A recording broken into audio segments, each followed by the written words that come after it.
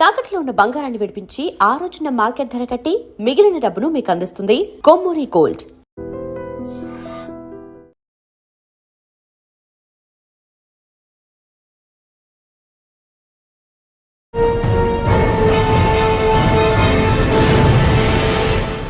Welcome to iDream. Dhurandhar 2 Hollywood బాలీవుడ్ని shake చేసిన సినిమా. ఆ దురందర్కి కథ ఎవరిచ్చారు, ఆ కథ కారకుడు ఎవరన్నది అందరికీ తెలిసిందే. ఆయనే అజిత్ దోవల్. మన సైన్యానికి కావాల్సిన వ్యక్తి.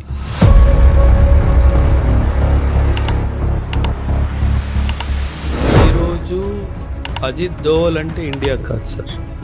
అజిత్ దోవల్ సలహా ప్రపంచంలో ఆల్మోస్ట్ 40 పైగా దేశాలు తీసుకుంటారు. Master mind sir. అంటే ఆయన మైండ్లో ఏం నడుస్తుందో ఎవ్వరికీ తెలియదు. పక్కన ప్రధానమంత్రి కూర్చొని ఉంటారు, ఆయనకు కూడా తెలియదు. దేశానికి ప్రధానమంత్రి అయినా సరే అన్ని విషయాలు ఆయన కూడా చెప్పారు. The most wanted man in the world today. ఈ రోజు ఉన్న సార్ ప్రతి ఒక్క దేశంలో సెక్యూరిటీ అడ్వైజర్స్ ఉంటారు కదా సార్. ఎందుకు ఈయన పేరే ముందుకు వస్తుందంటే ఈయన దిగాడు అంటే అక్కడ మనకి సక్సెస్ తప్పితే ఇంకేమీ రాదు సార్. ఆ రా ఏజెంట్స్కి కవర్ ఎలా ఉంటుందండి? ఏ కవర్లో వెళ్ళదు? చాలా కవర్ ఉంటాయి సార్. ఇన్ఫ్యాక్ట్ రా works independently of the army, రా works independently of the police, రా works independently of the central armed police forces, CAPF కానీ సిఆర్పిఎఫ్ కానీ. సాధారణంగా వీళ్ళతో కలిసి ఆపరేషన్స్ రా చెయ్యదు సార్. ఏదో కంట్రీలో సీక్రెట్స్ పంపించారు.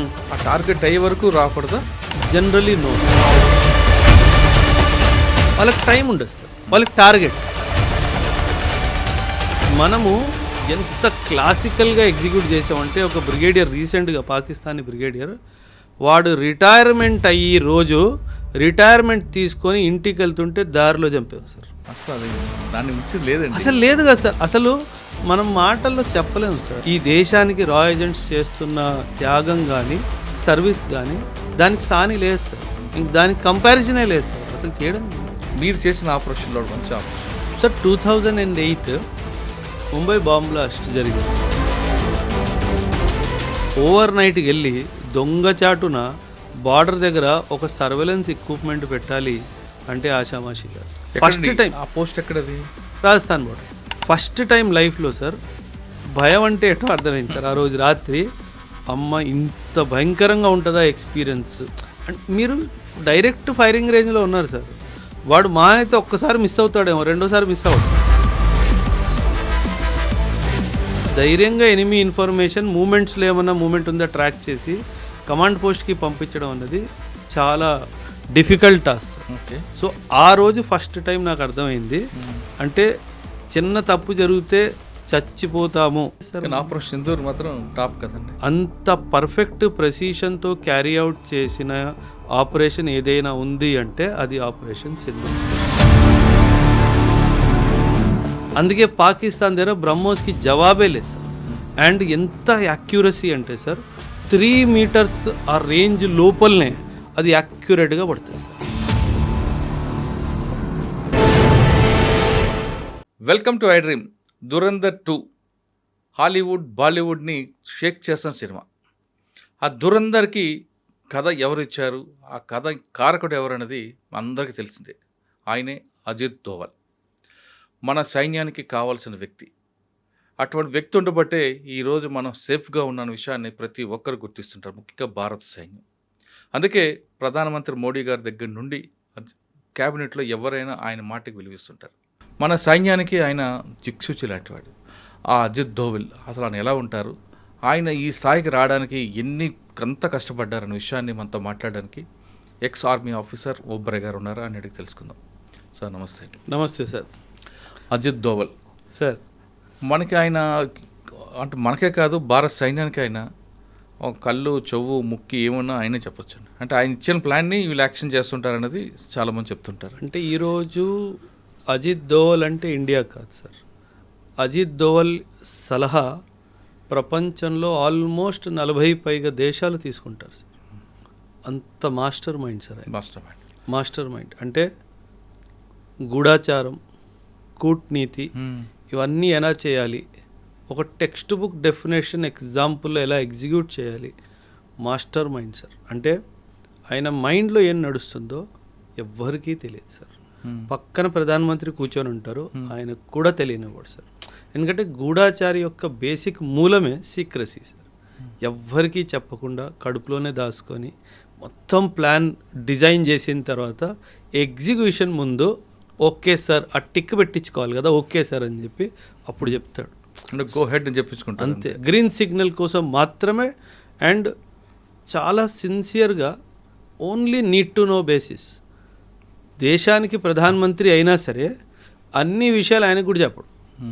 ఎందుకంటే ఇన్ఫర్మేషన్ ఎక్కడి నుంచి ఎలా లీక్ అవుద్దో తెలియదు కాబట్టి ఎన్నో విషయాలు ఆయన దగ్గరే దాచుకుంటారు, ఆయన కడుపులో దాచుకుంటాడు. 100% సార్. రా ఒక ఇంటెలిజెన్స్కి ఏజెంట్ అవ్వాలి అంటే కావాల్సిన బేసిక్ క్వాలిటీయే అబ్జర్వ్ చేయాలి, సైలెంట్గా ఉండాలి. అబ్జార్బ్ చేసుకోవాలి, సైలెంట్గా ఉండాలి. యాక్షన్ చేయాలి, సైలెంట్గా ఉండాలి. మీరు ప్రతి 2వ 3వ రోజు న్యూస్ వస్తూ ఉంటుంది, unknown gunman killed XYZ Lashkar-e Taiba, unknown gunman killed XYZ Jaish-e Mohammed. ఈ అన్నోన్ గన్మ్యాన్లు ఎవరు పంపిస్తున్నారు, ఎలా పంపిస్తున్నారు, అసలు వాళ్ళు ఏం చేస్తున్నారు, వీళ్ళందరి వెనక కారణము ఈయనే సార్. సార్ మనం ఒకసారి రా ఏజెంట్లకు వెళ్ళే ముందు అజిత్ దోవల్ సార్ ఎవరు, ఎప్పుడు వచ్చి ఉంటారు, ఆయన యాక్షన్ ఎలాగుంటుంది అనేది ఒకటి ఎగ్జాంపుల్గా. సార్ ఎప్పుడైనా సార్ హీఈస్ బేసికలీ అన్ IPS ఆఫీసర్ సార్. కేరళ కాడర్కి చెందిన ఒక IPS ఆఫీసర్ సార్. అప్పట్లో 1970s 80sలో కేరళలో జరుగుతున్న కమ్యూనల్ వైలెన్స్ని కూడా సింగిల్ హ్యాండెడ్గా కంట్రోల్ చేసిన వ్యక్తి. అప్పుడే వెంటనే ఇందిరాగాంధీ గారు కళ్ళలో పడిపోయారు. నాకు ఈ మనిషి కావాలి. దేనికి కావాలి? నార్త్ ఈస్ట్ ఇన్సర్జెన్సీ చైనా వాడు చాలా ఇబ్బందులు క్రియేట్ చేస్తున్నాడు, వాళ్ళ యూనిటీని బ్రేక్ చేయాలి. ఆ యొక్క ఉద్దేశంతో ఆయన నార్త్ ఈస్ట్కి పంపించడం జరిగింది సార్. అజిత్ దోవల్ గారే లేకపోతే మన దేశంలో ఈరోజు నార్త్ ఈస్ట్ ఉండేదే కాదు సార్. ఎందుకంటే వాళ్ళు చాలా గట్టిగా ప్రిపరేషన్ చేసుకున్నారు. ఏమని, మనం భారత్లో కలవకుండా మనం భిన్నంగా అయిపోయి వేరే ఒక దేశాన్ని సృష్టించాలి అన్న ఉద్దేశంతో ఒకవైపు చైనా లాంటి దేశాల నుంచి ఆయుధాల సపోర్టు, మయన్మార్ లాంటి దేశాల నుంచి ఉగ్రవాదుల సపోర్ట్లు తీసుకొని భారత్ నుంచి విభిన్నంగా అయిపోవాలి అనేది వాళ్ళ ప్లాన్ సార్.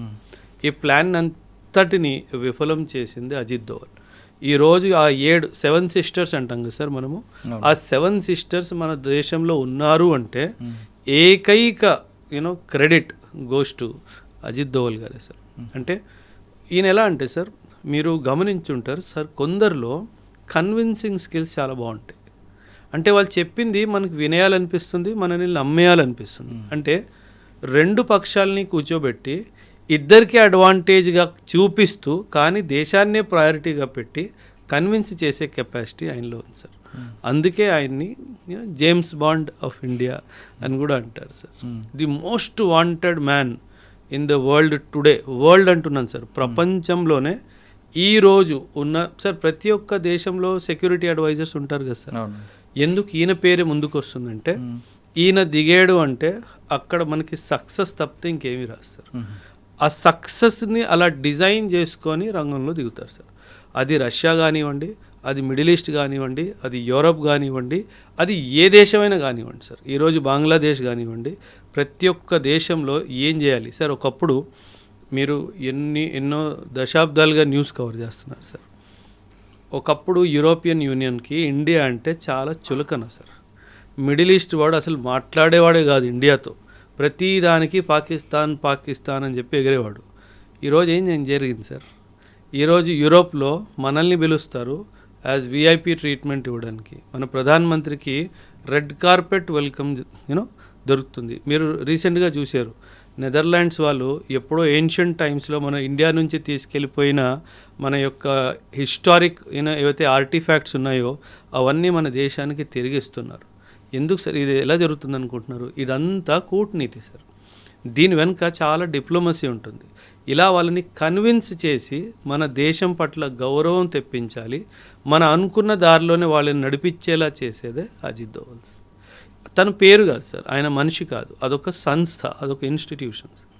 అది మనం గుర్తుపెట్టుకోవాలి. సార్ అంత రియాలిటీగా అంత దీంట్లో అంటే ఆయన ట్రైనింగ్ నుంచి వచ్చిందా లేదా మీరు చెప్పిన కేరళలో సంఘటనలు ఆ విధంగా ఆయనకి కరడు కట్టిన గూఢచారుగా తయారు చేశారు? సార్ ఎప్పుడైనా సరే సార్ ఒక మనిషికి he has to submit himself sir. అంటే తనేంటంటే తనని తాను నేను ఈ దేశానికి అంకితం చేసేసుకున్నాను అని ఆయన ఫిక్స్ అయిపోయారు సార్. అచ్చా. సార్ ఆయన వయసు ఎంత sir? He's touching 80s right. 80లో ఉన్నారు ఆయన. మనకి 40లోనే ఆయాసం వస్తుంది. ఓ 4 గంటలు ఎక్స్ట్రా పని చేస్తే నిద్ర కావాలి అని మన శరీరం అడుగుతుంది. అలాంటిది మీరు ఊహించండి సార్, మీ ఇంట్లో 80 ఏళ్ళ తాత ఏం చేస్తున్నాడు, పడుకుంటారు. 80 ఏళ్ళ అజిత్ దోవల్ ఏం చేస్తున్నాడు? ఆయన ఫీల్డ్లో ఉంటున్నాడు. అది తేడా సార్. అది అంటే ఆయన బాడీ మైండ్ అంతా కూడా దేశం కోసం అన్నది సార్ అది డివైన్ బ్లెస్సింగ్ సార్. నేను ఇలాంటి బ్లెస్సింగ్స్ ఇద్దరిలో చూశాను సార్. ఒకటి డాక్టర్ రంగరాజన్ గారిలో చూశాను సార్, మన ఎకానమిస్ట్ డాక్టర్ సి రంగరాజన్ గారు, ఆయనలో చూశాను. అజిత్ దోవల్ గారిలో కూడా చూశాను సార్. రంగరాజన్ గారు కూడాను ఆయన నడిచే ఓపిక లేదు, నిల్చునే ఓపిక లేదు, కానీ స్టేజ్కి వెళ్ళి ఎకనామిక్స్ మాట్లాడినప్పుడు 40 నిమిషాలు 45 నిమిషాలు కదలకుండా మాట్లాడతారు. అదేవిధంగా అజిత్ దోవల్ గారు కూడా అంత వయసు అయిపోయినా సరే సార్ వరల్డ్ ట్రావెల్స్, మీటింగ్స్ తర్వాత మీటింగ్స్ సార్. అది మనం ఒక చిన్న కంపెనీ నడపడానికే స్ట్రెస్ అయిపోతాం సార్. ఈ లావాదేవీలు చూసుకోవడానికి ఒక 10 మంది పని మనుషులు ఉంటారు, వాళ్ళని హ్యాండిల్ చేసుకోవడానికి మనకు స్ట్రెస్ వచ్చేస్తుంది అంటారు. ఆయన దేశాన్ని హ్యాండిల్ చేస్తున్నాడు కదా సార్. ఆ వయసులో అంత స్ట్రెస్ తీసుకుంటూ అసలు ఉఫ్ అనకుండా పనిచేస్తున్నారు. ఏనాడు అంటే నేను అంటే ఆయన్ని చాలా దగ్గరగా చూశాను సార్.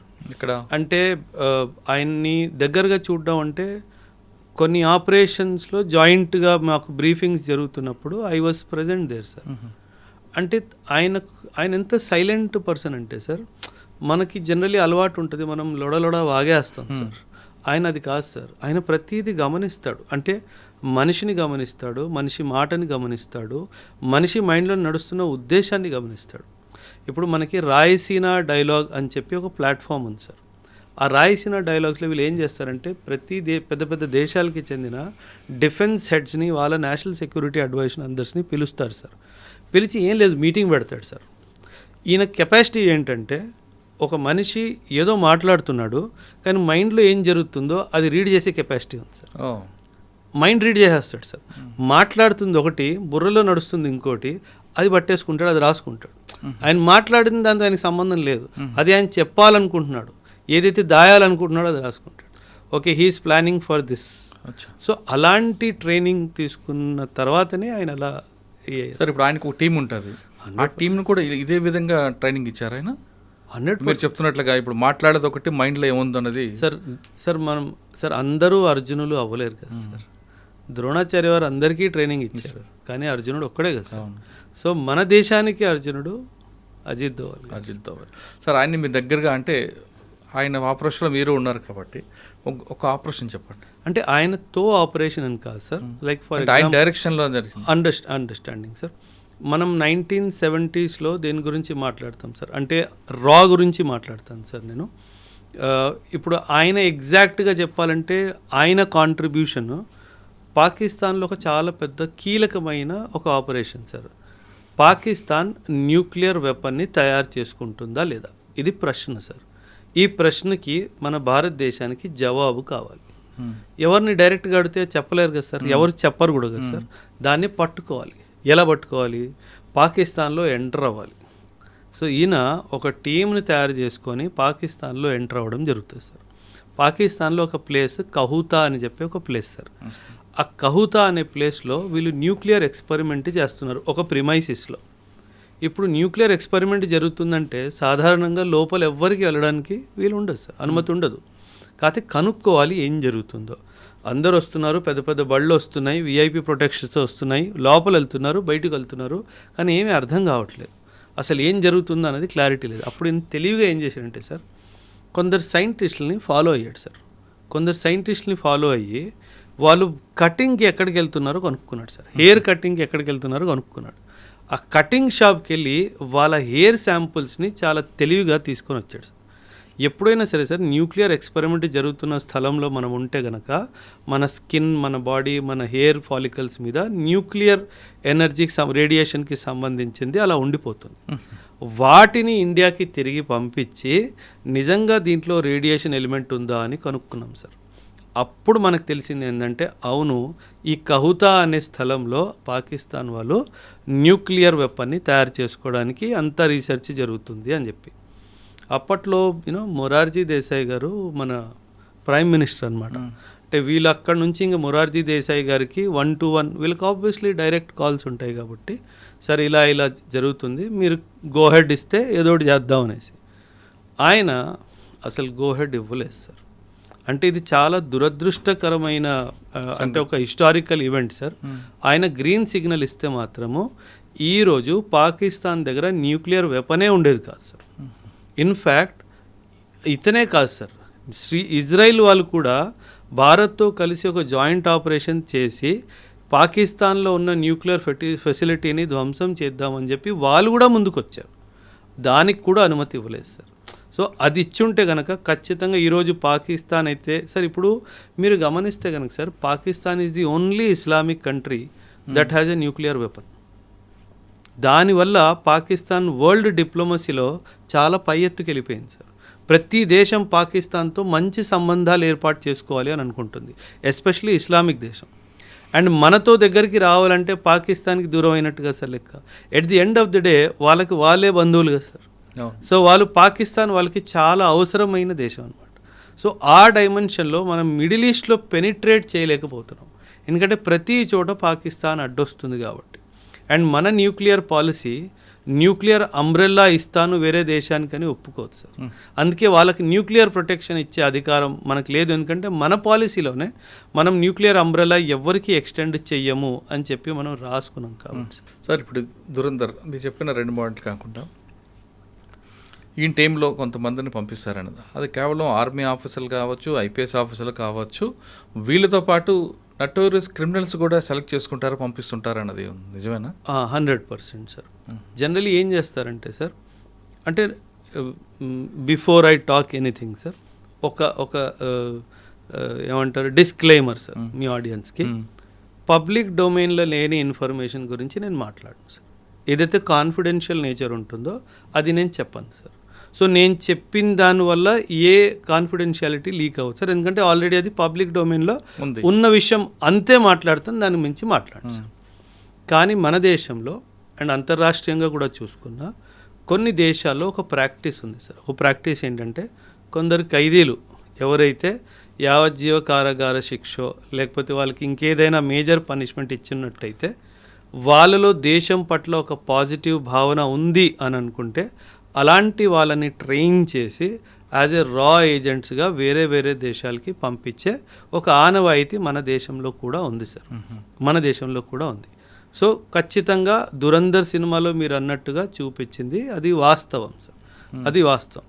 కానీ ఒక విషయం సార్, రా ఏజెంట్ అంటే దురంధర్ అంటే అది సినిమా కాబట్టి కొంచెం డ్రామటైజ్ అవుతుంది సార్. అంటే యాజ్ ఎ బాడీ బిల్డర్ చూపించడం అదంతా జరుగుతుంది, కానీ రా ఏజెంట్ అది కాదు సార్. రా agents are trained on close quarter battle. అంటే 1-to-1 ఫిస్ట్ ఫైట్ ఎలా చేయాలి, ఎలా క్లీన్గా ఎటువంటి శబ్దం కానీ ఎటువంటి అటెన్షన్ రాకుండా ఒక మనిషిని ఎలా క్లియర్ చేయాలి, ఇవన్నీ నేర్పిస్తారు sir. In fact Israeli martial arts Krav Maga అని ఉంటుంది సార్. ఆ క్రఫ్ మాగా టెక్నిక్స్ కూడా మన రా ఏజెంట్స్కి నేర్పిస్తారు. ఏంటంటే క్రఫ్ మాగా అంటే? Krav Maga is a close quarter battle sir. అంటే అవి ఎన్నో మార్షల్ ఆర్ట్స్ని మిక్స్ చేసి ఒక ఏజెంట్కి ఎలాంటి ఏమంటారు క్లోజ్ క్వార్టర్ బ్యాటిల్లో అటాక్ చేసే టెక్నిక్స్ ఉంటాయో అవన్నీ నేర్పిస్తారు sir. So that is the most deadliest what you call attack techniques in the world sir today. ప్రపంచం నేర్చుకుంటుంది సార్ క్రాఫ్. ఆ రా ఏజెంట్స్కి కవర్ ఎలా ఉంటుందండి? ఏ కవర్లో వెళ్ళదు? చాలా కవర్ ఉంటాయి సార్. ఇన్ఫ్యాక్ట్ మీరు ఇందాక అడిగిన ప్రశ్న ఇంకో ప్రశ్న మిగిలిపోయింది. లైక్ మీరు అన్నారు ఐపీఎస్ ఆఫీసర్లు ఉంటారా, ఆర్మీ వాళ్ళు ఉంటారా అన్నట్టుగా.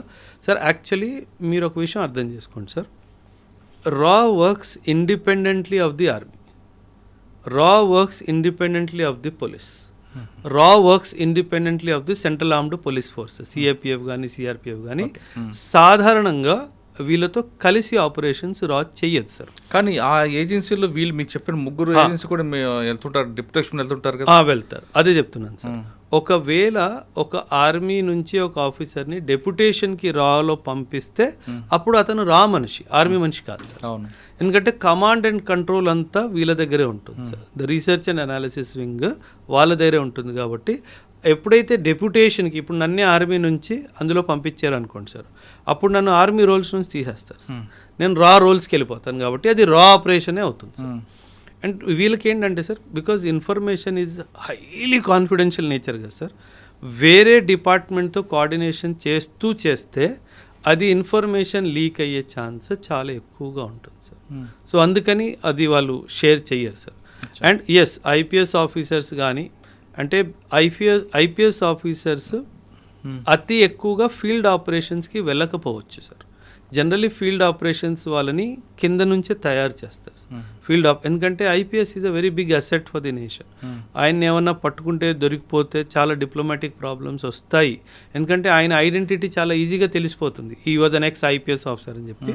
సో అలా కాకుండా ఒక చాలా నార్మల్ ఒక వ్యక్తి, సాధారణమైన వ్యక్తిని పట్టుకొని ఆయన కొన్ని విషయాలు చూస్తారు సార్. సాధారణంగా మనం ఏమనుకుంటాం అంటే సార్, రాకి నేను అప్లై చేశాను, నేను రాలో జాయిన్ అయ్యాను అని మనం అనుకుంటాం సార్.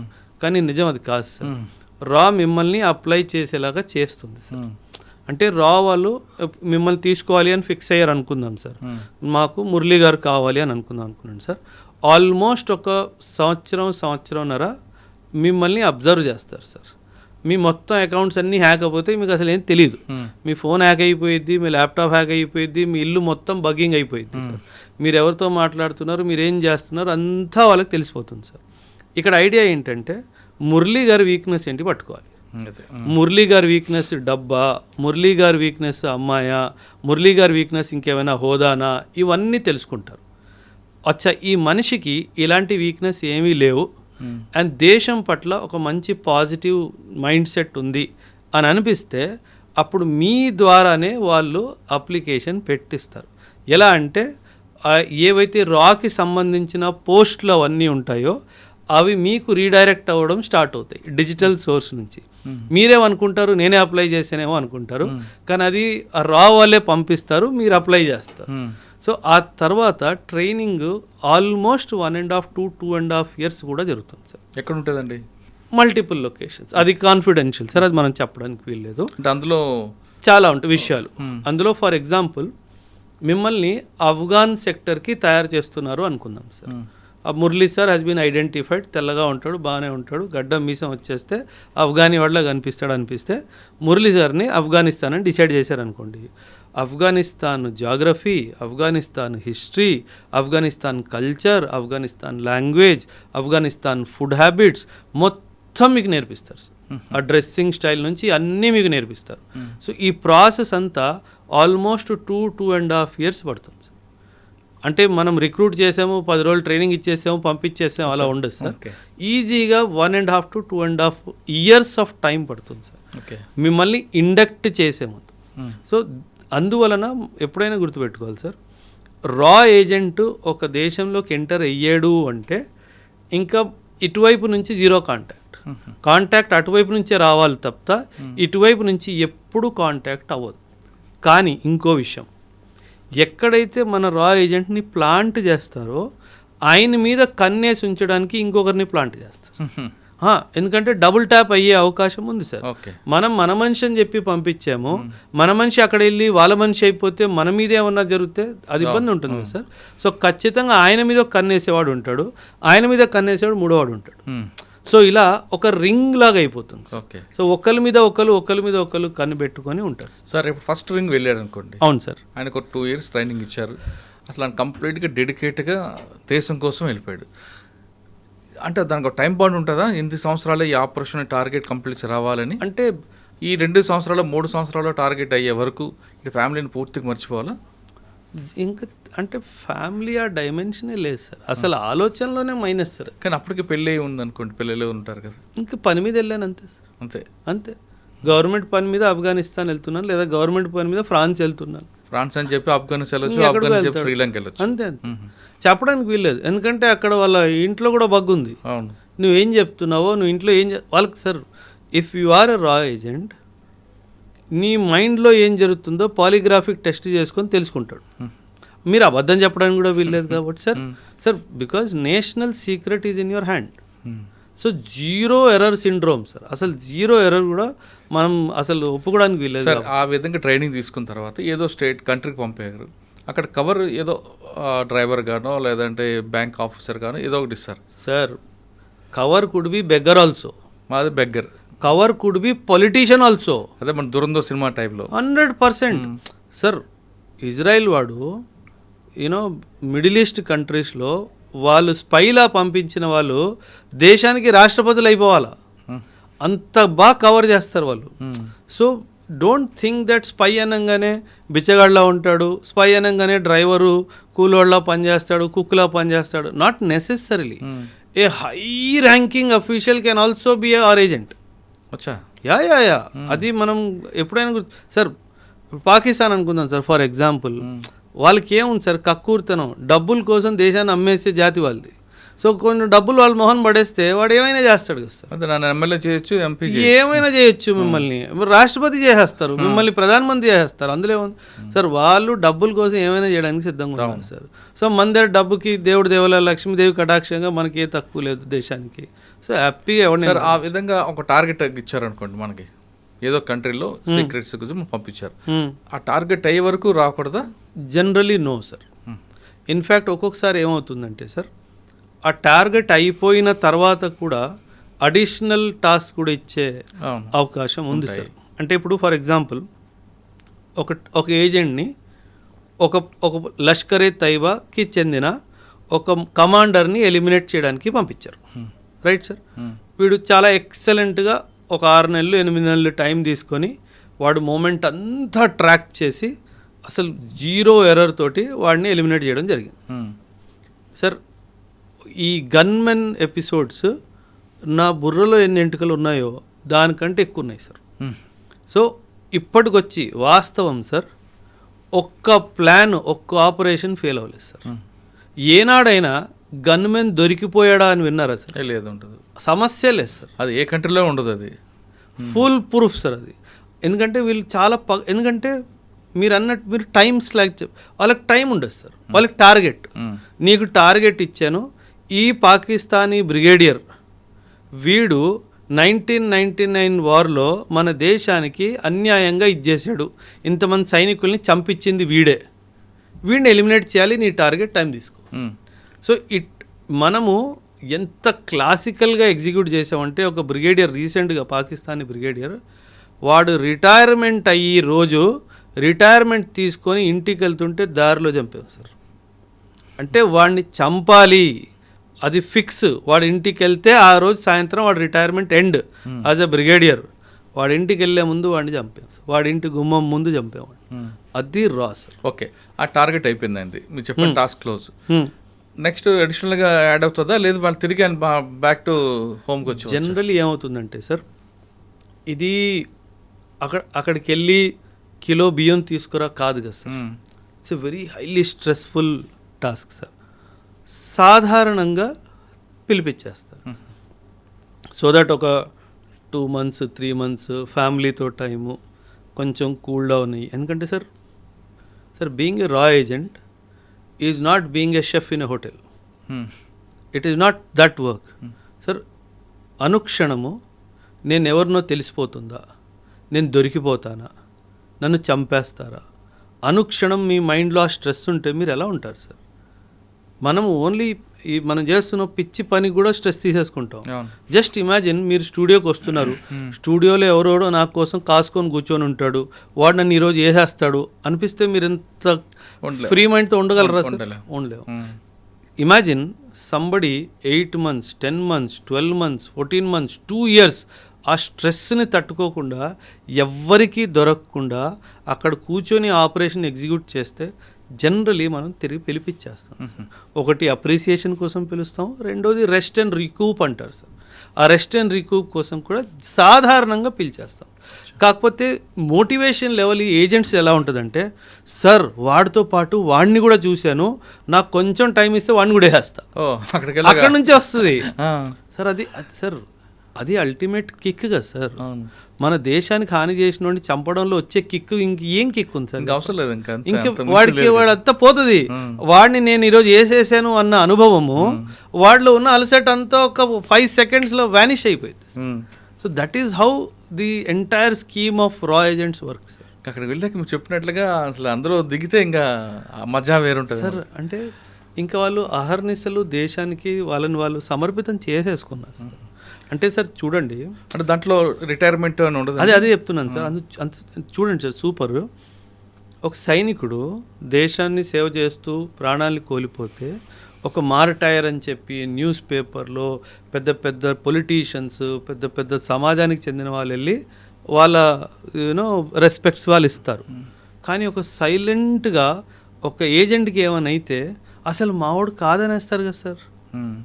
అంటే మన దేశము మనల్నే కాదు అని అనేస్తుంది, అయినా సరే మనం మన దేశం కోసం పోరాడాలి. ఆ ఆలోచన రావాలి అంటే మీరంతా కమిటెడ్గా ఉండాలి సార్. అసలు అది దాన్ని మించింది లేదండి, అసలు లేదు కదా సార్. అంటే మన అందరికీ ఒక రికగ్నిషన్ మనకు పురుగు ఉంటుంది. ఒరే నేను చేశానని చెప్పరా, నేను చేశాను రా, వాడికి అసలు ఆ ఫీలింగే లేదు కదా సార్. అయితే చేశాను లేదా అంతే సార్, అయితే చేశాను లేకపోతే పోతాను అంతే. మూడో ఆప్షన్ లేదు కదా సార్ అక్కడ. అంటే అక్కడ నేను దొరికిపోతే వీళ్ళు ఫోన్ చేస్తే నన్ను పంపించేస్తారు, లేదు కదా సార్. అది గుర్తుపెట్టుకోవాలి సార్. గ్రేట్ అండి. అసలు మనం మాటల్లో చెప్పలేము సార్. రా ఏజెంట్స్ చేసే ఈ దేశానికి రా ఏజెంట్స్ చేస్తున్న త్యాగం కానీ సర్వీస్ కానీ దానికి సాని లేదు సార్. ఇంక దానికి కంపారిజనే లేదు సార్, అసలు చేయడానికి వీల్లేదు. కానీ మన దగ్గర రా ఏజెంట్ ఉన్నారు, వేరే కంట్రీలో ఇంకొక ఏజెంట్ ఉంటారు, వాళ్ళు కూడా మన దగ్గర తీసి పంపిస్తుంటారు భారతదేశానికి. ఐఎస్ఐ అని పెడుతుంటారు, కానీ వాళ్ళ యాక్టివిటీస్ వేరే కనిపిస్తుంటాయి కదండి. అంటే వేరేగా అంటే సార్, ఇప్పుడు మన దగ్గర ఉంది, మనం ఒక టాస్క్ ఇచ్చాం, మన కంట్రీకి లాస్ చేస్తున్నాం, ఆ టాస్క్ మీదే ఉంటుంది తప్ప అక్కడ అరాచకాలు చేయాలనో లేదా ఇంకోటి మనం చూపించాం. కానీ పాకిస్తాన్ నుంచి వచ్చిన వాళ్ళు ఇక్కడ వాళ్ళ టాస్క్ బ్లాస్టులు చేయడం ఇటువంటి చేస్తుంటారు కదా. వాళ్ళు స్పై ఏజెంట్స్ కాదు, ఆ టెర్రరిస్టులు సార్. వాళ్ళకి అసలు ఏం జీరో. ఆ టెర్రరిస్టులను చూసుకునే బాధ్యత మన ఆర్మీ వాళ్ళు చూసుకుంటారు.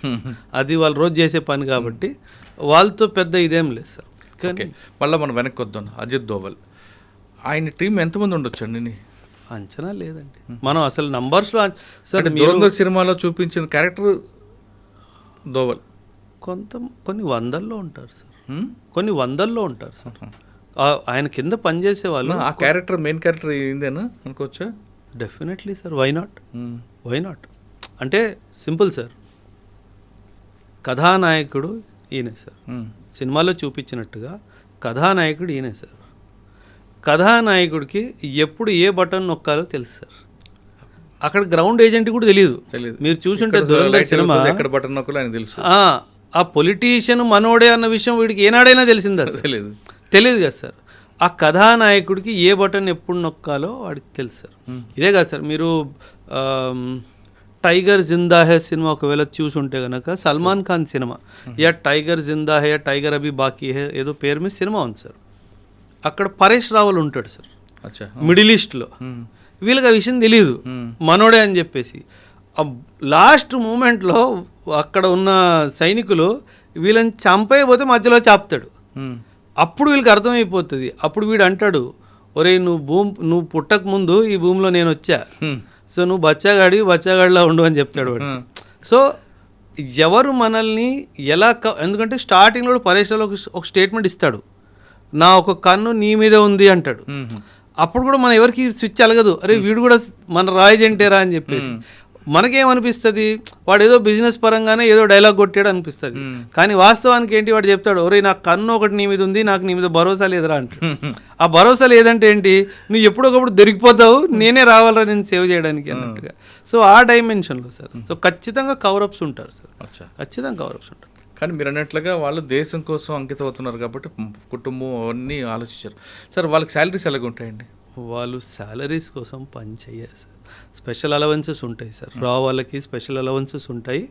వాళ్ళకి సంవత్సరానికి ఒక నెల శాలరీ బోనస్గా ఇస్తారు సార్. ఇంక దీనికంటే వివరాలు వద్దులేండి. రా ఏజెంట్ అయిపోయింది, అజిత్ దోవల్ గారు చేయింది. మీరు చేసిన ఆపరేషన్లో మంచి ఆపరేషన్ చెప్పండి సార్. 2008 ముంబై బాంబ్ బ్లాస్ట్ జరిగింది సార్. 2008లో ముంబై బాంబ్ బ్లాస్ట్ జరిగింది. ఆ ముంబై బాంబ్ బ్లాస్ట్లో మన దేశం ఒక రిప్లై ఇవ్వాలి కదా సార్. అవును. అటాక్ చేయాలో ఏదో ఒకటి చేయాలి. అప్పుడు మాకు ఆర్డర్స్ ఏమొచ్చాయంటే sir, you deploy in the borders అన్నట్టుగా కొన్ని సర్వలెన్స్ ఎక్విప్మెంట్స్ని పెట్టండి అన్నట్టుగా కొన్ని ఆదేశాలు మాకు వచ్చాయి సార్. అంటే 2008 వరకు నేను నార్మల్ యూనిట్లో ఉన్నాను, పీ స్టేషన్లో ఉన్నాను. అకస్మాత్తుగా బార్డర్కి వెళ్ళాలి, అకస్మాత్తుగా యుద్ధం అయ్యే అవకాశం ఉంది. చూడండి ఎలా పల్స్ మారిపోతుంది, మైండ్లో పల్స్ ఎలా మారిపోతుంది సార్. ఇన్స్టెంట్గా ఓవర్ నైటే ట్రావెల్, డే టైంలో ట్రావెల్ చేయడం తెలియలేదు, డే టైంలో ట్రావెల్ చేస్తే ఎనిమీ సర్వేలెన్స్ సిస్టమ్ ద్వారా తెలిసిపోతుంది. ఓవర్ నైట్కి వెళ్ళి దొంగచాటున బార్డర్ దగ్గర ఒక సర్వేలెన్స్ ఎక్విప్మెంట్ పెట్టాలి అంటే ఆషామాషిగా. అంటే దట్ వాజ్, అండ్ ఆ సర్వేలెన్స్ ఎక్విప్మెంట్ ద్వారా మనం ఎనిమీ డీప్ టెరిటరీలో చూడాలి అంటే ఒక హైట్ మీద పోవాలి సార్. దాన్ని మాస్ట్ అంటారు, MAST, మొబైల్ మాస్ట్ ఉంటుంది. 30 మీటర్స్ హైట్ మీద మొబైల్ మాస్ట్ మీద ఆ సర్వేలెన్స్ ఎక్విప్మెంట్ పెట్టి ఎనిమి లోపలికి డీప్గా 12 కిలోమీటర్ లోపలికి చూడాలి అని మాకు ఆదేశం. ఇమాజిన్, నువ్వు 30 మీటర్స్ హైట్లో కూర్చొని ఉన్నావు, చిన్న తప్పు నీ లొకేషన్ వాడికి దొరికితే ఇంకేది మిగలదు. వాడికి తెలుసు 2008-26 ముంబై బ్లాస్ట్ జరిగింది, అటాక్స్ జరిగాయి, భారత్ ఏదో ఒకటి చేస్తుందని చెప్పి వాడు కూడా కాపు కాసుకొని కూర్చుంటాడు కదా సార్. ఒక చిన్న మూమెంట్ తప్పు నువ్వు ఎక్కుతున్న సౌండ్ వల్ల వాడికి తెలిసినా, నువ్వు ఎక్విప్మెంట్ సెటప్ చేస్తున్న సౌండ్ వల్ల వాడికి తెలిసినా, నువ్వు అబ్జర్వ్ చేస్తున్నావు అన్న రేడియో ఫ్రీక్వెన్సీ సిగ్నల్స్తో కూడా వాడికి తెలిసినా, నీ communication silence, though communication was completely silence, radio set open చేయడానికి వీల్లేదని చెప్పేసాడు సార్. అబ్జర్వేషన్ ఇవ్వాలి, అబ్జర్వేషన్ చేసి కింద కమాండ్ పోస్ట్కి ఇవ్వాలి, ఏం చేయాలో మీతో సంబంధం లేదు. అంటే పరిస్థితి ఎలా అయిపోయిందంటే, ఇటు కదలలేము, ఇటు ఒక చిన్న సౌండ్ చేయలేము, వాడేమో మనల్నే చూస్తున్నాడు, వాడు ఎప్పుడు ఎలా రియాక్ట్ చేస్తాడో తెలియదు. అంటే ఫస్ట్ టైం ఆ పోస్ట్ ఎక్కడది? రాజస్థాన్ బోర్డర్. ఫస్ట్ టైం లైఫ్లో సార్ భయం అంటే ఏంటో అర్థమైంది సార్. ఆ రోజు రాత్రి అమ్మ ఇంత భయంకరంగా ఉంటుందా ఎక్స్పీరియన్స్. అండ్ మీరు డైరెక్ట్ ఫైరింగ్ రేంజ్లో ఉన్నారు సార్. వాడు మా అయితే ఒక్కసారి మిస్ అవుతాడేమో, రెండోసారి మిస్ అవడు.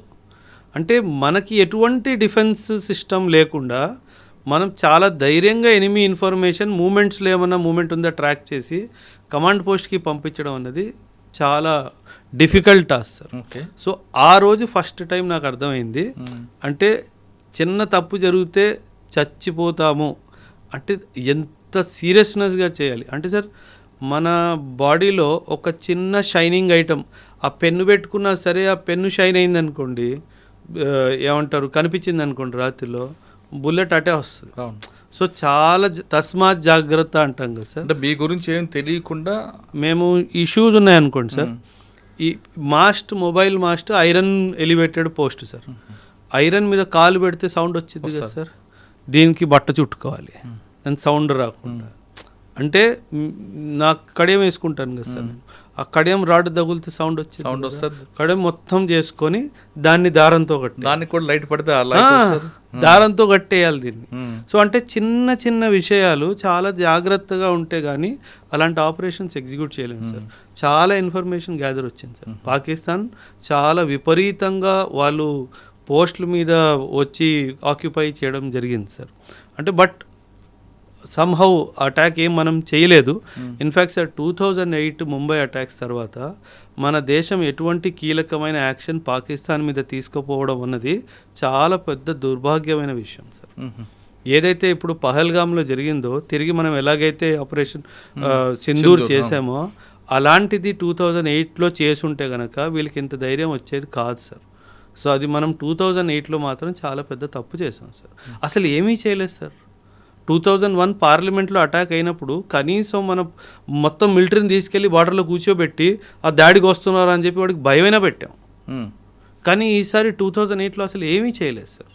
అంటే కొన్ని స్ట్రక్చరల్ చేంజెస్ వచ్చాయి, ఆ తర్వాత ఎన్ఎస్జీ హబ్స్ కొత్తగా పెట్టడం జరిగింది, అవన్నీ జరిగాయి. కానీ ఒక వాడికి బుద్ధి చెప్పే ఒక్క విషయం చేయలేదు సార్. ఆపరేషన్ సింధూర్ మాత్రం టాప్ కదండి. అదే సార్. సార్ 21st సెంచురీలో నేను 20th సెంచురీని కూడా కౌంట్ చేసేస్తాను సార్. అంత పర్ఫెక్ట్ ప్రెసిషన్తో క్యారీ అవుట్ చేసిన ఆపరేషన్ ఏదైనా ఉంది అంటే అది ఆపరేషన్ సింధూర్ సార్. అంటే ఎంత ప్రిసైజ్ ఆ బ్రహ్మోస్ మిజైల్ సార్, అసలు మనకి అది బ్రహ్మాస్త్రం లాంటిది సార్. అసలు ఆ బ్రహ్మోస్ మిజైల్కి జవాబే లేదు సార్. ఎందుకంటే ఒక క్రూజ్ మిజైల్ అయ్యి ఉండి, క్రూజ్ మిజైల్ అంటే సార్ ఇది పైకి వెళ్ళదు ఆకాశంలో, ఒక స్ట్రైట్ లాగా వెళ్తుంది అనమాట. ఒక క్రూజ్ మిజైల్ అయ్యి ఉండి అంత వేగంగా అది వెళ్తుంది కాబట్టి దాన్ని పట్టుకునే మిజైలే లేదు సార్. అందుకే పాకిస్తాన్ దగ్గర బ్రహ్మోస్కి జవాబే లేదు సార్. అండ్ ఎంత యాక్యురసీ అంటే సార్ 3 మీటర్స్ ఆ రేంజ్ లోపలనే అది యాక్యురేట్గా పడుతుంది సార్. ఇప్పుడు ఈ బిల్డింగ్ మనం కూర్చొని ఉన్నాం సార్, ఈ బిల్డింగ్లో ఏ ఫ్లోర్లో ఏ ఆఫీస్లో ఎవడి మీద వేయాలి చెప్పు అని అడుగుతాడు. అచ్చా, ఏరియా కాదు, బిల్డింగ్ కాదు, బిల్డింగ్లో ఏ పడుతుంది అంతే. 3 మీటర్లు సార్, 3 మీటర్లు ఎంత మీరు నేను కూర్చొని స్పేస్. వాడు ఇక్కడ పడేయాలనుకుంటే వచ్చి మధ్యలోనే పడుతుంది. అది మీ మీద పడదు, నా మీద పడదు. అంత ఎక్సలెంట్ అక్యురసీతో మనం తయారు చేసాం సార్. ఇప్పుడు మీరు వినుంటే గనక పాకిస్తాన్లో ఎయిర్ బేసెస్ మీద మనం అటాక్ చేసాము. మీరు గుర్తుంటే ఎయిర్ బేస్ మీద అటాక్ చేసాము. వాళ్ళు ఆ ఎయిర్ బేస్ కింద కమాండ్ పోస్ట్ తయారు చేసుకున్నారు సార్. ఎన్ని మీటర్లు? ఆల్మోస్ట్ 200-250 ఫీట్ కింద ఉంది ఆ యొక్క న్యూక్లియర్ కమాండ్ పోస్ట్. ఆ న్యూక్లియర్ కమాండ్ పోస్ట్కి ఏసీ వెంట ఉంటుంది కదా సార్. భూమి కింద ఉంది అంటే ఏసీ గాలి వెళ్ళాలి కదా. ఆ ఏసీ వెంట లోపల నుంచి కొట్టాను సార్. ఎందుకంటే కమాండ్ పోస్ట్కి steel and iron reinforced with cement ఉంటుంది. దాన్ని మనం బంకర్ బస్టర్ ఉంటే కనుక పేల్చలేము. మన దగ్గర బంకర్ బస్టర్ బాంబు లేదు. ఏం చేయాలి అప్పుడు? ఏసీ వెంట్ ద్వారా లోపలికి వెళ్ళాలి సార్. ఏసీ వెంట్ ఎంత ఉంటుంది సార్? ఎంత ఉంటుంది సార్? 2x2 1x1 ఉంటుంది. అంత ప్రెసిషన్గా దాని లోపల నుంచి పోయింది సార్. అది సార్, అది టాలెంట్. ఎందుకంటే సార్ మనము we are not experts in weapon manufacturing sir. కానీ ఇప్పుడు రానున్న 20-30 సంవత్సరాలు మాత్రం sir excellent boost for weapons manufacturing. ఎందుకంటే మన దేశము, ఇప్పుడు ఉన్న గవర్నమెంట్ చాలా డైమెన్షన్స్లో ప్రైవేటైజేషన్ కూడా తీసుకొచ్చింది సార్ వెపన్స్ మ్యానుఫ్యాక్చరింగ్లో. India is going to be the hub of weapons manufacturing for the world sir. India కాదు, ఫార్ ది వరల్డ్. మనకి యూరోప్ నుంచి ఆర్డర్స్ వస్తాయి, మనకి మిడిల్ ఈస్ట్ నుంచి ఆర్డర్స్ వస్తాయి, మనకి ఈస్ట్ ఏషియా నుంచి కూడా ఆర్డర్స్ వస్తాయి. అంటే మన ఇజ్రాయెల్ని పక్కన పెట్టచ్చు అంటే వాళ్ళతో కలిసి చేద్దాం సార్. పక్కన ఎందుకు పెట్టాం సార్? ఇజ్రాయిల్ మనకి చాలా మంచి స్నేహపూర్వకమైన దేశం సార్. 1948, 47 స్నేహపూర్వకం తర్వాత మారచ్చు కదండి. అంటే సార్ కొన్ని సంబంధాలు అంటే వ్యవహారికంగా మనం చూసుకుంటే 47 వారు, 62 వారు, 65 వారు, 71 వారు, 99 వారు, మేజర్ ఇంటెలిజెన్స్ షేరింగ్. ఏ రోజు సార్ ఒక్క విషయం గుర్తుపెట్టుకోండి సార్, దుష్మన్ కా దుష్మన్ దోస్త్. సింపుల్ లాజిక్ సార్, అంతే కదా. ఇజ్రాయెల్ కా దుష్మన్ middle east, Islamic world Pakistan, Pakistan का दुश्मन इंडिया, तो दुश्मन का दुश्मन दोस्त हुआ ना सर. एंड इस्लामिक वर्ल्ड में एक ही देश के पास nuclear weapon. The only country that has nuclear weapon is Pakistan. So వాడు శత్రువు అయినప్పుడు శత్రువు దోస్తుగా కదా. సింపుల్గా సార్. అసలు మనకి ఇజ్రాయిల్కి భేదాలు వచ్చే అవకాశమే లేదు. అంటే ఎన్నటికీ ఈ రిలేషన్షిప్ పాడవ్వదు సార్. ఎందుకంటే మనం గతంలో కూడా చూసుకున్నా సరే సార్, జ్యూస్ ఎవరైతే ఉన్నారో మనం హిస్టరీ చరిత్ర మొత్తం తీసేసినా ఈ భూమి మీద 193 దేశాలు ఉన్నాయి సార్. 193 దేశాల్లో కేవలం ఒక్క దేశము, నా భారతదేశము, జ్యూస్ని ఏ రోజు మనం ఇబ్బంది పెట్టలేదు, చంపలేదు సార్. అందుకే జ్యూస్ వాళ్ళు ఈరోజు కూడా వాళ్ళ పిల్లలకి ఏం నేర్పిస్తారంటే, మాకేమైనా అయిపోయినా ఇరాన్ లాంటి దేశం మా మీద న్యూక్లియర్ బాంబ్ వేసినా మీకు ఇంకొక ఇల్లు ఉంది, అదే మన భారతదేశము అని చెప్తారు. చూడండి, ఒక దేశము వాళ్ళ పిల్లలకి ఏం నేర్పిస్తుంది? మాకేమన్నా అయిపోయినా మీరందరూ సురక్షితంగా భారత్ వెళ్ళిపోవాలి, అక్కడ మీకు ఆశ్రయం దొరుకుతుంది. సరే, ఈరోజు ఉన్న పరిస్థితుల్లో ఎవడైనా ఇంత క్లారిటీగా వాళ్ళ పిల్లలకి చెప్పే దమ్ము ఎవరికైనా లేదు sir. That is the greatness of my country. Okay sir, మళ్ళీ ప్రజెంట్లోకి వద్దామండి.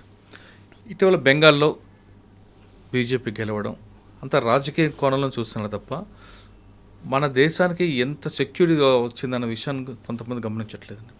అక్కడ చికెన్ నెక్ ఆ పాయింట్ని కాపాడడంలో గత ప్రభుత్వం విఫలమైంది. ఇప్పుడు బీజేపీ ప్రభుత్వం వచ్చింది కాబట్టి ఖచ్చితంగా దాని మీద ఎక్కువ ఫోకస్ ఉంది.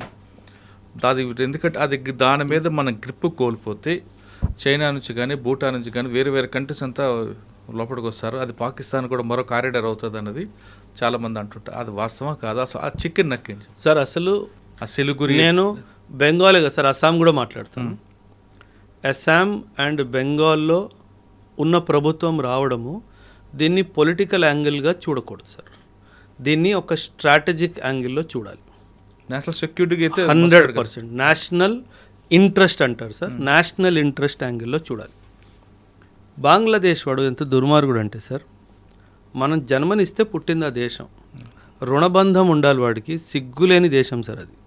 అంటే కేవలం మతానికి సంబంధించి నువ్వు వెర్రి వేగుతున్నావు. కానీ నేను సార్ ఈరోజు కూడా India Bangladesh Ganga water treaty, Ganga వాటర్ని డైవర్ట్ చేసి అటు బ్రహ్మపుత్ర వాటర్ని డైవర్ట్ చేశాను అనుకోండి సార్, ఆ దేశం కేవలం 30 సంవత్సరాల్లో ఎడారిలా మారిపోయింది సార్. ఎందుకంటే ఈ రివర్ వాటర్ ఫ్లోయింగ్ అంతా నా వైపు నుంచే ఉంది. అండ్ మనం చాలా పెద్ద హృదయంతో నువ్వు తీసుకో అన్నట్టుగా చేసాం. ఈ చికెన్స్ నెక్ విషయానికి వచ్చేస్తే, ఈ చికెన్ నెక్ అనే ప్రాంతం ఏంటంటే సార్, మన వెస్ట్ బెంగాల్ ఈస్ట్కి వెళ్తున్నప్పటికీ సిక్కిం ఇటు భూటాన్ కింద ఒక చిన్న stretch of Indian land sir. వీళ్ళ ప్లాన్ ఏంటంటే అక్కడ నార్త్లో బంగ్లాదేశ్కి చెందిన ప్రాంతం ఏదైతే ఉందో నార్త్లో రంగపూర్ అనే ప్రాంతము, అక్కడ చైనా వాడు వచ్చి వాడ మిజైల్స్ని వాడ ఎయిర్ క్రాఫ్ట్స్ని పెట్టుకుంటాడు సార్. చైనా అన్నారు కాబట్టి సార్, మన పాకిస్తాన్ కన్నా మోస్ట్ డేంజరస్ చైనా అంటున్నారు కదా. Any time sir. పాకిస్తాన్ ఏముంది సార్, పాకిస్తాన్. కానీ మీరు ఒక విషయం గుడ్ సార్, మీరు చాలా మంచి క్వశ్చన్ అడిగారు. చైనా వాడు ఎప్పుడు మనతో యుద్ధం చెయ్యడు సార్, వాడు చాలా తెలివైన వాడు సార్. వాడు యుద్ధాని కోసం మన మీద పాకిస్తాన్ని వాడుకుంటాడు సార్. వాడు పాకిస్తాన్ని వాడుకుంటున్నాడు అన్న విషయము ఆ పిచ్చోడు పాకిస్తాన్ కూడా అర్థం కాదు సార్. అంటే వాడు భుజం మీద తుపాకీ పెట్టి మనతో ఫైరింగ్ ఆ చేస్తాడు. తుపాకీ కూడా వీడిదే సార్, అది వీడే. అండ్ వీడి తుపాకీయే కానీ వాడికి అమ్మిన తుపాకీ సార్. అంటే పాకిస్తాన్ వాడిని వాడుకుంటున్నాడు అన్న క్లారిటీ కూడా వాడికి లేదు సార్. సార్ సింపుల్ సార్, ఈ యుద్ధాల వల్ల పాకిస్తాన్కి వచ్చింది ఏంటి? శూన్యం. అంతే, శూన్యం కదా. పాకిస్తాన్ వాడు అన్నెసెసర్లీ చైనా వాడు వాళ్ళ యుద్ధం కోసము, అమెరికా వాడు వాళ్ళ యుద్ధం కోసం నన్ను వాడుకుంటున్నారు, ఒరే నేను డెవలప్మెంట్ మీద, ఎకనామిక్ డెవలప్మెంట్ మీద, హ్యూమన్ డెవలప్మెంట్ మీద కాన్సన్ట్రేట్ చేయాలి అన్న ఇంత జ్ఞానం కూడా లేని దేశం సార్ అది. సో చికెన్స్ నెక్కి వెనక్కి వచ్చేస్తే చైనా వాడు ఉద్దేశం ఏంటంటే సార్, అక్కడ నార్త్ నుంచి అటాక్ చేసి ఒక వ్యాలీ ఉంది సార్, దాన్ని డోక్లాం వ్యాలీ అంటారు. ఇటువైపు సిక్కిము, ఇటువైపు భూటాన్, మధ్యలో వ్యాలీ సార్. ఇక్కడ కింద మన చికెన్స్ నెక్ ఉంది సార్. పైనుంచి అటాక్ చేసి బంగ్లాదేశ్ నుంచి కింద నుంచి అటాక్ చేస్తే ఇండియా నార్త్ ఈస్ట్ అంతా కట్ ఆఫ్ అయిపోతుంది సార్. ఇది వాళ్ళ ఉద్దేశం. అండ్ వెస్ట్ బెంగాల్లో ఇంతకుముందు ఉన్న ప్రభుత్వము ఈ విషయాన్ని గమనించకుండా, ఎటువంటి చర్యలు తీసుకుండా నోరు మూసుకొని కూర్చొని ఉంటే ఎలా సార్? సార్ ఎంతమంది లక్షల మంది ఇల్లీగల్ మైగ్రెంట్స్ బంగ్లాదేశ్ నుంచి వస్తున్నా వాళ్ళ మీద ఎటువంటి చర్యలు తీసుకోకపోతే మన దేశం ఏమైపోవాలి సార్? మీకు గుర్తుంటే కనుక 2019లో 5 ఎన్ఆర్సీ జరిగింది అస్సాంలో సార్. అస్సాంలో ఎన్ఆర్సీ జరిగినప్పుడు అసలు 19 లక్షల మంది ఇల్లీగల్గా మన దేశంలో ఉన్నారు అన్న విషయం మనం గుర్తించినప్పుడు వాళ్ళని తిరిగి పంపించడం స్టార్ట్ చేయాలి కదా సార్. అసలు ఎటువంటి యాక్షన్ లేదు సార్. అంటే మీరు పాలిటిక్స్ కోసము, ఓటు బ్యాంక్ పాలిటిక్స్ కోసము దేశాన్నే మీరు తోసేస్తున్నారు కదా సార్. ఆ విషయం గుర్తుపెట్టుకోవాలి సార్. అందుకే ఈ బీజేపీ యొక్క గెలుపుని వెస్ట్ బెంగాల్లో కానీ అస్సాంలో కానీ మనము ఒక స్ట్రాటజిక్ యాంగిల్లోనే చూడాలి తప్పితే ఒక పొలిటికల్ యాంగిల్లో చూసే తప్పు మనం చేయకూడదు సార్. రెండో విషయం ఏంటంటే సార్, నేను I don't support any political party sir. ఒకవేళ బీజేపీ ప్రభుత్వం ఏమైనా తప్పు చేస్తే నేను ఖచ్చితంగా నిలదీస్తాను సార్. మీరు ఇది తప్పు చేశారు. ఇప్పుడు విమెన్ రిజర్వేషన్ బిల్ ఉంది సార్, దాన్ని అనవసరంగా డీలిమిటేషన్ బిల్లుతో యాడ్ చేసి దాన్ని ప్రజెంట్ చేశారు. ఆ బిల్లు కాస్త ఫెయిల్ అయిపోయింది సార్. సార్ మనము విమెన్కి పాలిటిక్స్లో 33% ఇవ్వాలి అని చెప్పి ఎప్పటి నుంచి అనుకుంటున్నాం సార్? అంటే 1947లో మనకి స్వతంత్రం వచ్చింది. ఇప్పుడు కూడా పార్లమెంట్లో చూసుకుంటే సింగిల్ డిజిట్ పర్సంటేజ్లో కూడా విమెన్ లేరు సార్. విమెన్ పొలిటికల్ ల్యాండ్స్కేప్కి వస్తే విమెన్కి సంబంధించిన విషయాల్లో చాలా మార్పులు వస్తాయి. అలాంటి విషయాల మీద ఎందుకు ఈ ప్రభుత్వం చెయ్యట్లేదు అన్న కోపం నాకు బీజేపీ మీద ఖచ్చితంగా ఉంది సార్. ఆ బిల్లు ఖచ్చితంగా పాస్ అవ్వాల్సిన బిల్లు సార్. దాన్ని ఎందుకు అనవసరంగా దాంతో క్లబ్ చేసి పాడు చేశారన్నది. సో అందుకే నేను చెప్తున్నాను సార్, ఏ ప్రభుత్వాన్ని నేను సపోర్ట్ చేయను సార్. ఎవరు బాగా పని చేస్తారో వాళ్ళని సపోర్ట్ చేస్తాం సార్, సింపుల్గా సార్.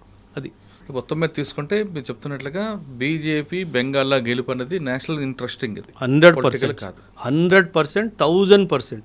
బెంగాల్ అస్సాం బీజేపీ ఉంది కాబట్టి వీళ్ళిద్దరూ కలిసి ఈ స్టేట్స్ రెండు కలిసి బలం సెంటర్ నుంచి వస్తే ఇల్లీగల్ మైగ్రెంట్ సార్ మన భూమి మీద బెంగాలీ వాడు ఎందుకు ఉండాలి సార్? ఒక మాట సార్, ఎందుకు ఉండాలి? బెంగాల్ వాడు బెంగాల్లో ఉండాలి, ఈస్ట్ బెంగాల్ వాడు. మన ఇండియాలో బెంగాలీస్ ఉన్న వాళ్ళు వెస్ట్ బెంగాల్లో ఉంటారు. ఆ ఈస్ట్ బెంగాల్ వాడు మన దేశానికి అసలు ఎందుకు రానివ్వాలి సార్? మనకు ఆల్రెడీ భూమి లేదు, మనకు ఆల్రెడీ సదుపాయాలు లేవు. అస్సాంలో 1971లో ఉల్ఫా పుట్టింది ఈ కారణంగా కదా సార్. ఎందుకంటే మీరు ఆ బంగ్లాదేశీ వాళ్ళని ఏమంటారు ఐడెంటిఫై చేసి డిపోర్ట్ చేయట్లేదు అన్న దాంతోనే కదా సార్ ఉగ్రవాదం స్టార్ట్ అయింది అస్సాంలో 1979లో. మీకు యూనో ఏమంటారు అరవింద్ రాజ్కోవా అండ్ వాళ్ళ టైంలో దానికి యాంటీగా కదా అస్సాం గణపరిషద్ రావడం మారింది. Exactly sir. అంటే 1979లో ఇదంతా జరిగింది కదా సార్. కొత్తగా తీసుకుంటే వెస్ట్ బెంగాల్లో గెలుపు అనేది రాజకీయ కోణంలో కాదు, నేషనల్ ఇంట్రెస్ట్గా చూడాలంటున్నారు ఓబ్రాయ్ గారు. అంతేకాకుండా అజిత్ దోవల్, ఆయన మన కంట్రీకి కాదు వరల్డ్కి అంత మించిన డెడికేటెడ్ దేశం మీద ఉన్న వ్యక్తి ఎవరు లేరంటూ అజిత్ దోవల్ గురించి చెప్తున్నారు. ఇక రా ఏజెంట్ అవడం అంటే ఒక అదృష్టం ఉండాలి, ఆ డెడికేషన్ ఉండాలి, ఆ డెటర్మినేషన్ ఉంటే వారు మాత్రమే అవుతారు తప్ప బంధాలు కుటుంబ బంధాలు ఎమోషనల్ ఉన్న వారు దానికి దూరంగా ఉంటారంటూ చెప్తున్నారు. ఇది బెంగాల్లో గెలుపు అజిత్ దోవల్ గారి మీద ఎలాంటి అభిప్రాయం అనేది ఓబ్రాయ్ గారు చెప్పారు. మరో అంశాలు మళ్ళీ కలుద్దాం. అంతవరకు నమస్తే. Thank you very much.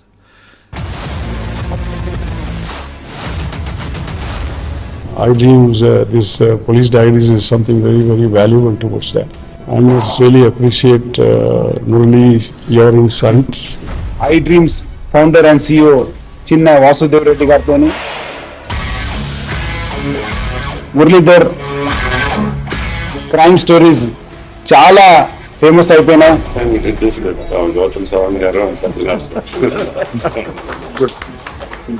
Well done. I congratulate him for doing so well, and I congratulate him his boss also. So well.